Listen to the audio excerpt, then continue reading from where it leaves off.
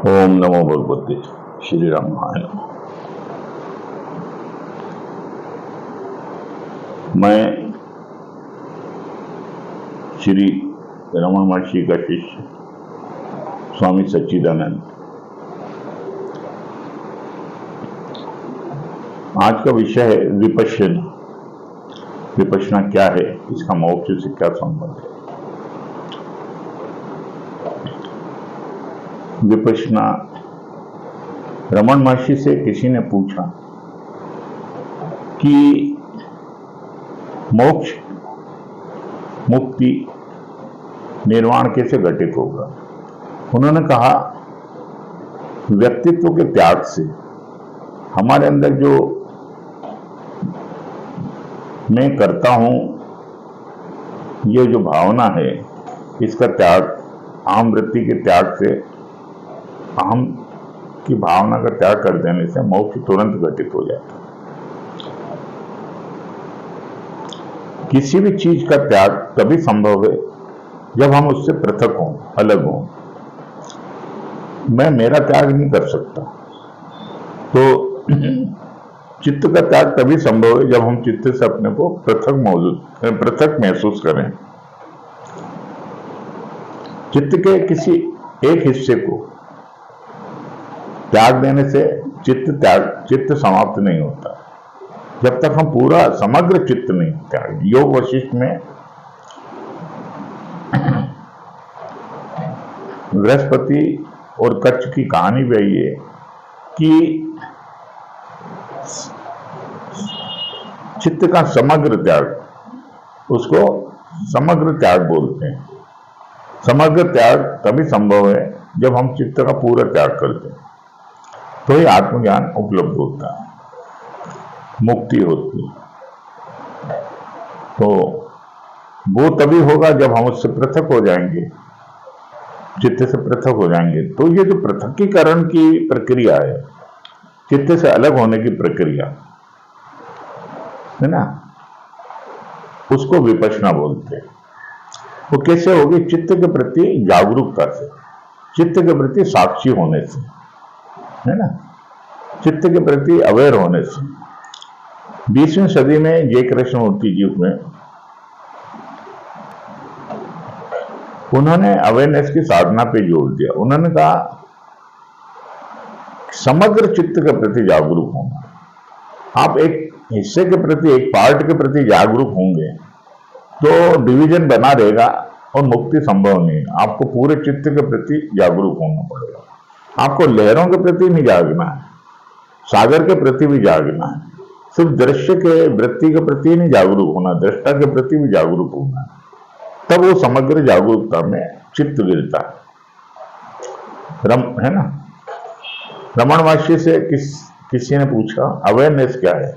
उन्होंने कहा, self is awareness, awareness is self. और एक वाक्य और बोला, self realization happens in full awareness because self is pure awareness. तो ये जो अवेयरनेस है, यही एक ऐसी चीज है जो मुक्त करती, क्योंकि अवेयरनेस स्वयं ही आत्मा। अब चूंकि कृष्णमूर्ति जी जिस अवेयरनेस की बात कर रहे हैं, वो बहुत परिपक्व साधक में संभव है।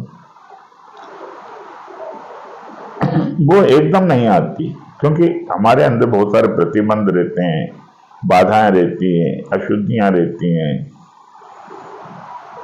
तो उसके लिए जरूरी है कि हम अपनी अवेयरनेस को बढ़ाएं, साक्षित्व को बढ़ाएं। ओशो ने कहा है कि जो एनलाइटनमेंट है वो विपश्यना से संभव है। उन्होंने अपने टीचिंग के एसेंस में ये भी बताया था कि शरीर के प्रति जागरूकता, विचारों के प्रति जागरूकता, भाव के प्रति जागरूकता, मूड्स के प्रति जागरूकता, फिर जागरूकता की जागरूकता। इसी प्रकार सबका जोर जागरूकता पे है। और आज तक जितने भी लोग दुनिया में एनलाइटेंड हुए, वो अधिकतर अवेयरनेस के मार्ग से हुए, ऐसा उनका दावा था। कि जो भी हो, अब हम आते हैं कि क्या हम इस समय समग्र जागरूक हो सकते हैं? हम विचार और विचारक के प्रति, चेतन अचेतन सभी के प्रति देह एक साथ अभी साइमल्टेनियसली होलिस्टिक अवेयरनेस में आ सकते हैं? हम देखेंगे ये संभव नहीं है। अभी हमारी परिपक्वता इतनी नहीं है, पात्रता इतनी नहीं। ये चीज बुद्ध को मालूम थी, इसलिए बुद्ध ने इसको एक स्टेप बाय स्टेप प्रोसेस को बताया। तो उन्होंने सबसे पहले बताया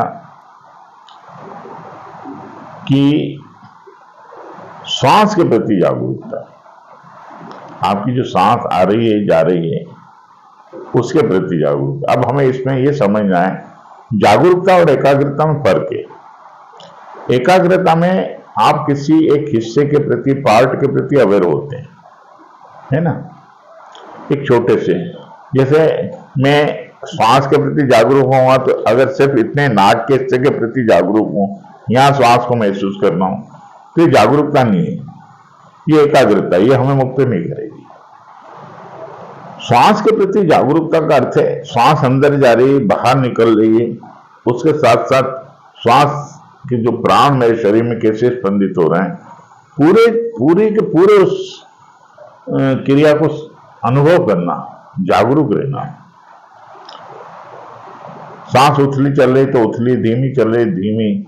मैं श्वास को कहीं किसी एक जगह महसूस नहीं करूंगी, नाभि में कर रहा, नाक पे कर रहा, छाती नहीं, पूरा समग्र होश फील करना, उसको एकाग्र नहीं होना है। एकाग्रता में हमारा अटेंशन किसी एक जगह पर फोकस होता है, एक बिंदु पर फोकस होता है, अवेयरनेस में नहीं होता है। जैसे टार्च की रोशनी होती है और सूर्य की रोशनी होती है, बल्ब की रोशनी होती है, सभी दिशाओं में समान रूप से होती है। अवेयरनेस में आपका अटेंशन ऑल इंक्लूसिव होता है, सभी दिशाओं में होता है। जब आप श्वास के प्रति जागरूक हैं तो आप एकाग्र नहीं है, सिर्फ आप उसको महसूस कर रहे हैं।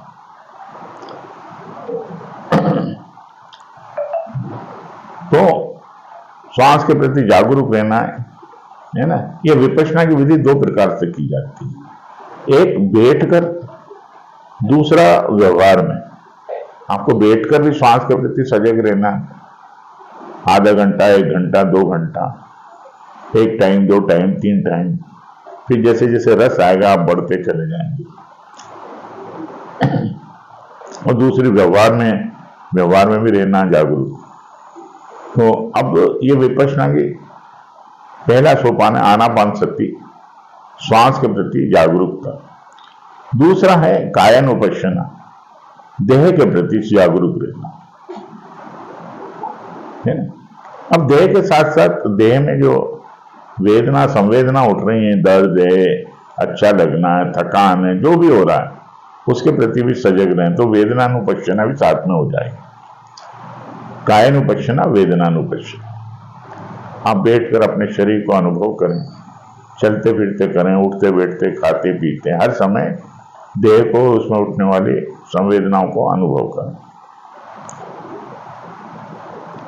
इसके आगे है चित्तानुपश्यना। चित्त यानी हमारे विचार, हमारे इमोशंस, हमारी फीलिंग्स, सबके प्रति जागरूक रहना है। तो यह हो गया हमारा चित्तानुपश्यना। ये बहुत महत्वपूर्ण अंग है, क्योंकि चित्त ही हमारे आत्मस्वरूप को ढांके हुए, यह अति सूक्ष्म होता है। क्योंकि कोई भी सामान्य व्यक्ति, कोई भी एकदम चित्त के प्रति जागरूक नहीं हो सकता है, इसलिए पहले उसको आनापानसति, श्वास के प्रति जागरूकता, काया और उसके संवेदनाओं के प्रति यानी इनसाइड द बॉडी जागरूकता का अभ्यास कराया जाता है। जब वो सक्षम होता है तो चित्त को देखने में भी योग्य हो जाता है, नहीं। अब विचारों के प्रति जागरूक रहना, उनको भी देखना नहीं ऑब्जेक्ट की तरह, ऑब्जेक्ट बना के नहीं देखना, होश, अवेयरनेस। जैसे बल्ब की ये रोशनी सब दूर फैली हुई समान रूप से, ऐसा नहीं यहाँ कम है इधर ज्यादा है, सब दूर समान होना चाहिए। सूर्य का प्रकाश जैसे सब दूर समान होता है। फिर उसके बाद इमोशंस बहुत बड़ा रोल अदा करते हैं। अब उसके बाद आता है धम्मानुपश्यना। धम्मानुपश्यना में आपको अपने मूड्स के प्रति, पॉजिटिव है, नेगेटिव है, बोरियत है ना, और पेन है, अंदर साइकोलॉजिकल पेन होता है ना, इमोशनल पेन होता है, उसके प्रति सजग रहना है। और उससे भी सूक्ष्म चीज होती है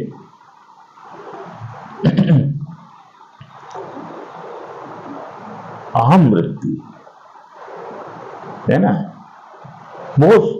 ये जो मूल चीज है, यानी अहम वृत्ति का मतलब इंडिविजुअल कॉन्शियसनेस, जो जिसमें मैं हूं का बोध है,